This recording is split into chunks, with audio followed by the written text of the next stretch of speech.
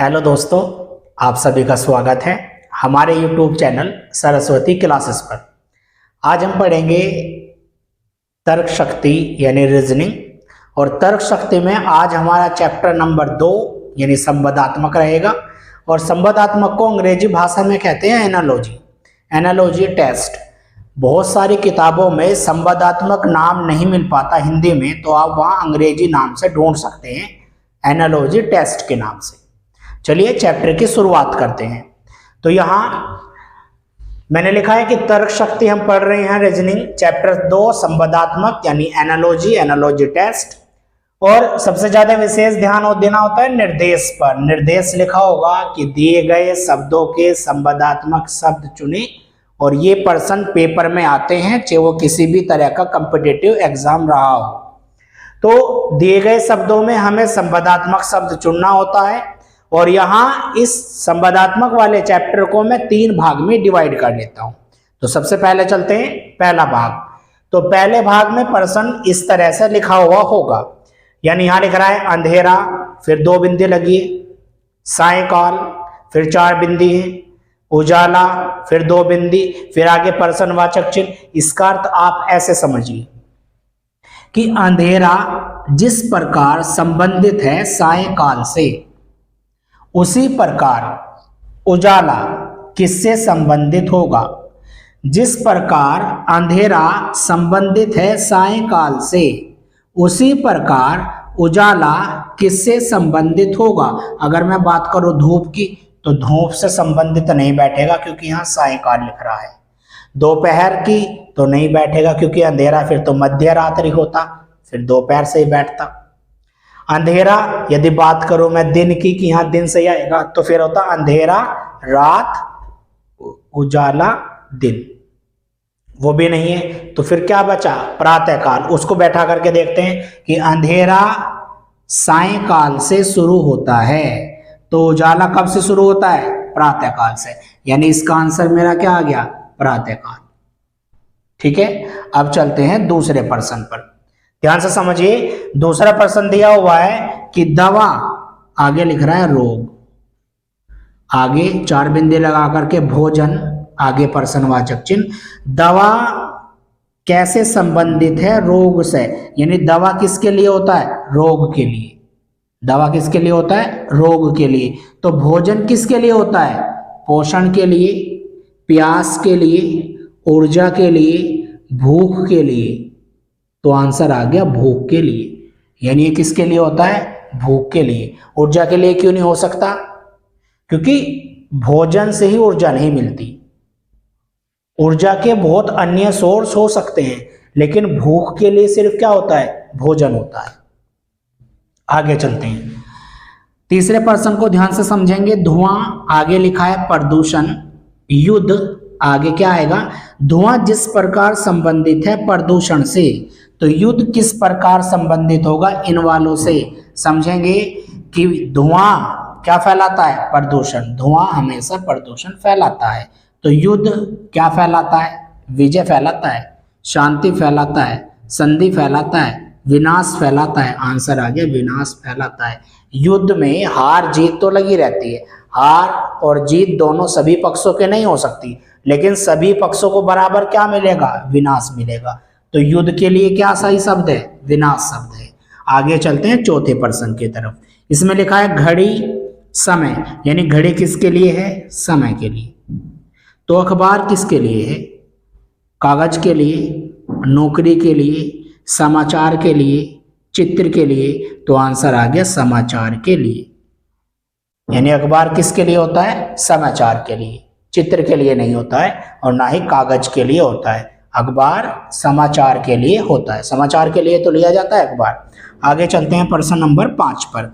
इसमें लिख रहा है कि इराक, फिर 2 बिंदे लगा करके दिनार। यानी मुझे समझ में आया कि इराक की मुद्रा है दिनार, जो वहां पे पैसा रुपया चलता है उसको बोलते हैं मुद्रा। तो इराक की मुद्रा है दिनार। तो म्यांमार की मुद्रा क्या है लीरा, कियात, येन, रेड। तो आंसर आ गया कियात। तो आंसर आ गया इसका कियात। ठीक है, समझ में आ गया। ये पहला भाग है। इस भाग में आपके सभी पर्सन इस तरह से लिखे होंगे और ये पर्सन बड़े ध्यान से करना। आप 2%, 4%, 5% जब आप कर लेंगे तो आपकी समझ में आ जाएगा कि कहाँ पर किस तरह से पर्सन करना है और आपको इसका लॉजिक भी बहुत अच्छे से समझ में आ जाएगा। बस शर्त ये है कि जो भी करना ध्यान से करना, समझ करके टाइम दे के उसको समझ के करना। ये पहला भाग है। अब हम चलेंगे भाग नंबर 2 पर। देखिए अब चलते हैं भाग 2 पर। तो भाग 2 में पहला पर्सन लिखा हुआ है, इसको ध्यान से समझिएगा। ये लिख रहा है ORS, फिर 2 बिंदी लगी है, NQR, फिर 4 बिंदी लगी है, फिर लिख रहा है GHK, फिर 2 बिंदी, फिर आगे पर्सनवाचक चिन्ह। यानी मुझे ये बताना है कि आगे क्या आएगा। देखिए बहुत ध्यान से हमें इसको समझना है कि हम इसको कैसे हल करेंगे। सबसे पहले जैसे मैंने आपको पहले बताया भी है कि अल्फाबेट के नंबर आपको याद कर लेने हैं और याद करने का सरल उपाय ये होता है कि आप इसके पर्सनों की प्रैक्टिस करें। 1 बार देखेंगे, 2 बार देखेंगे, 3 बार देखेंगे, फिर ये याद हो जाएंगे।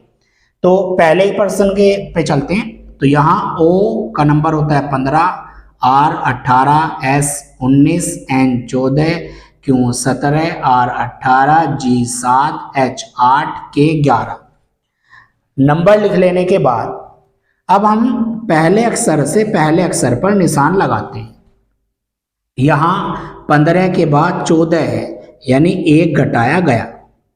18 के बाद यहाँ 17 है, यानी यहाँ इसके स्थान पर 18 है, यहाँ उसी स्थान पर 17 है, तो 18 के स्थान पर 17 है, 1 घटाया गया। 19 के बाद 18 है, यानी जहाँ 19 है वहाँ अगले नंबर में 18 है, यानी 1 घटाया गया। इन दो की जो भी सीरीज बनेगी, घटाया गया, जोड़ा गया, गुना किया गया, जिस भी तरह की, वही सीरीज मुझे आगे लगानी है। यानी 7 में से 1 घटाया गया तो 6 पे आ गया F। 8 में से 1 घटाया गया 7 पे आ गया G। और 11 में से 1 घटाया गया 10 पे आ गया J। और ये इसका आंसर है। इस तरह ये पर्सन होता है। पर्सन बहुत विशेष है और बहुत ज्यादा आसान भी।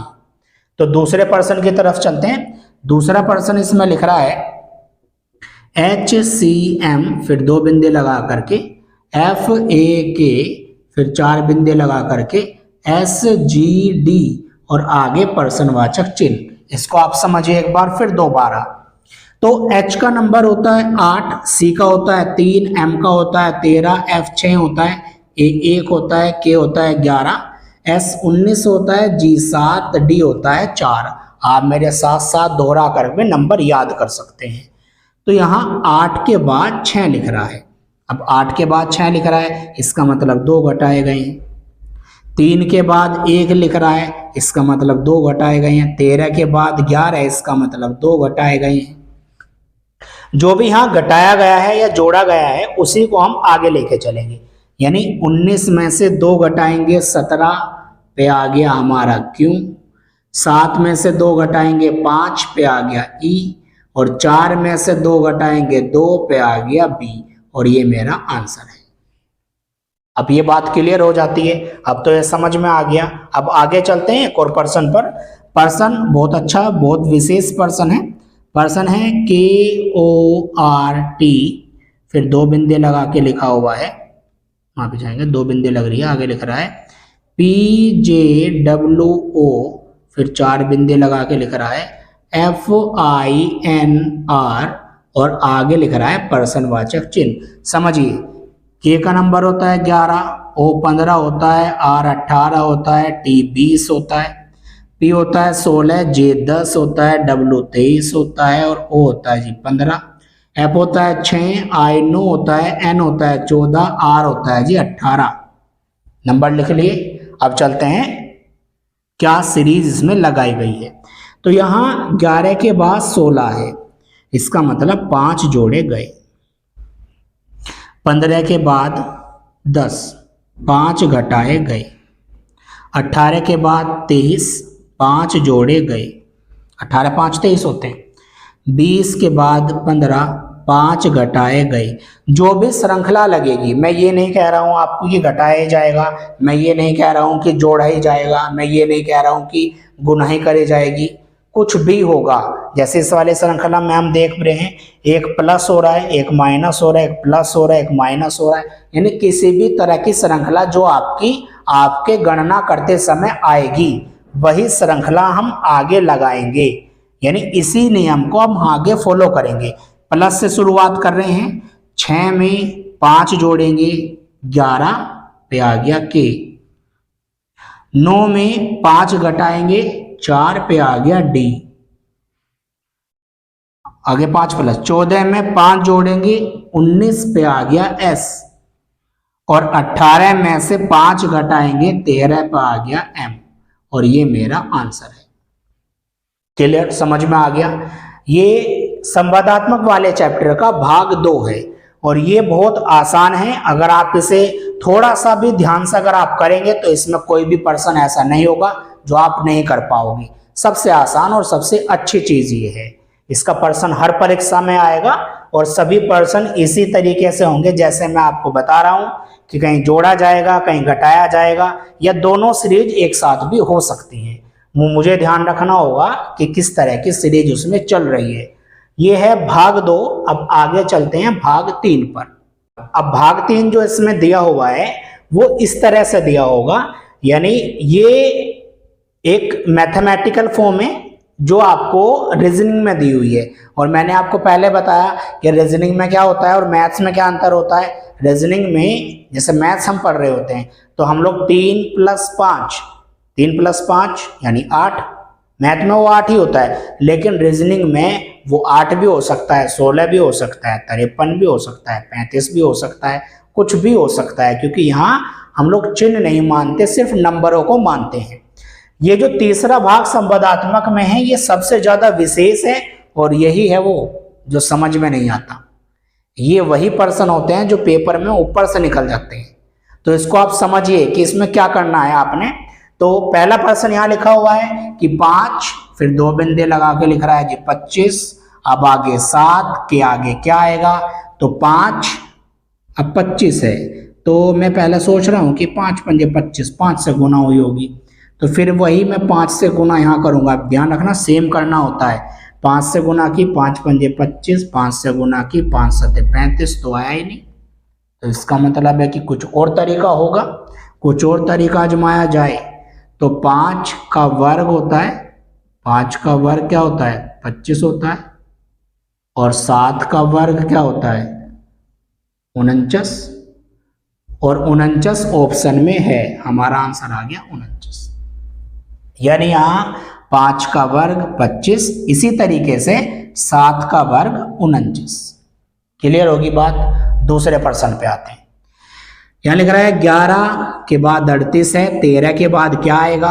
अब मैं सोच रहा हूं कि ये किस तरह आया होगा, तो 11 × 3 = 33 और 5 = 38, 13 × 3 = 39 और 5 = 44। ऑप्शन में है क्या, है, आंसर आ गया 44। सबसे पहली बात है ऑप्शन में होना चाहिए। आप जो लॉजिक लगा रहे हो बिल्कुल परफेक्ट है, बस ऑप्शन में आना चाहिए। 2 चीज का ध्यान रखना है, एक ऑप्शन में होना चाहिए, दूसरी चीज ये रहेगी कि जो तरीका आप लगा रहे हो बिल्कुल सेम होना चाहिए। मतलब मैं यहाँ 3 से गुना करके 5 जोड़ रहा हूँ, यहाँ भी 3 से गुना करके 5 ही जोड़ेंगे। ऐसा नहीं होगा कि 3 से गुना करके मैं 6 जोड़ दूंगा, नहीं, 5 ही जोड़ेंगे, सेम टू सेम। आगे चलते हैं दूसरे पर्सन पर। देखिए इसमें लिख रहा है 19 के बाद 37 है, तो 19 दूनी 38 में से एक गया 37, तो 26 दूनी 52 और में से एक गया 51, आंसर आ गया 51। आंसर इसका है 51। आगे चलते हैं इस पर्सन पर। यह पर्सन बहुत ज्यादा विशेष है, इसको समझिए आप। पर्सन है 8, 81, 64, आगे क्या। अब 8 का मुझे समझ आता है 2 की घात 3, मतलब 2 दूनी 4 दूनी 8। 81 का समझ में आता है कि 9 का वर्ग 81, 9 9 81। 64 किसका होता है 4 की घात 3।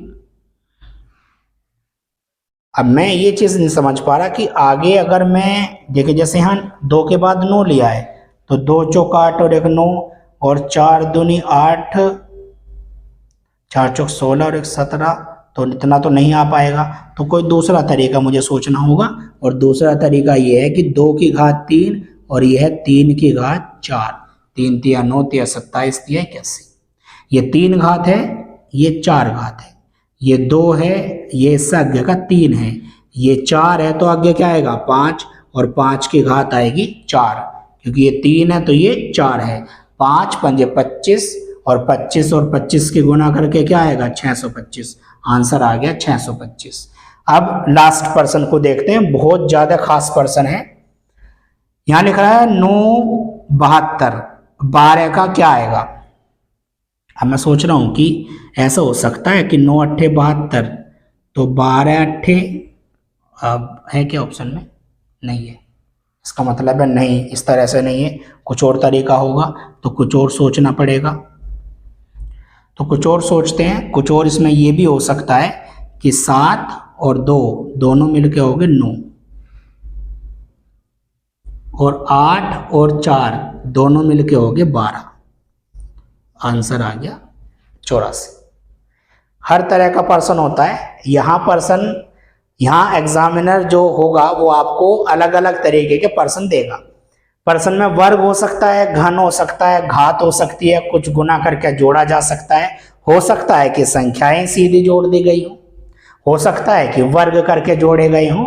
ये हमारा संवादात्मक का तीसरा भाग है जो सबसे ज्यादा खास है। कोई आपका पर्सन इस तरह का रहेगा जो आपसे नहीं हो पाएगा, तीसरे भाग से या दूसरे भाग से या पहले भाग से आप मुझे कमेंट कर सकते हैं किसी भी तरह के पर्सन के लिए। तो ये चैप्टर है, चैप्टर नंबर 2 संवादात्मक यानी तर्क शक्ति में, ये आपका कंप्लीट हो जाता है पूरा। ठीक है, आप इसको बहुत ध्यान से पढ़ना, ये परीक्षाओं में हर बार पूछे जाते हैं। धन्यवाद बहुत बहुत।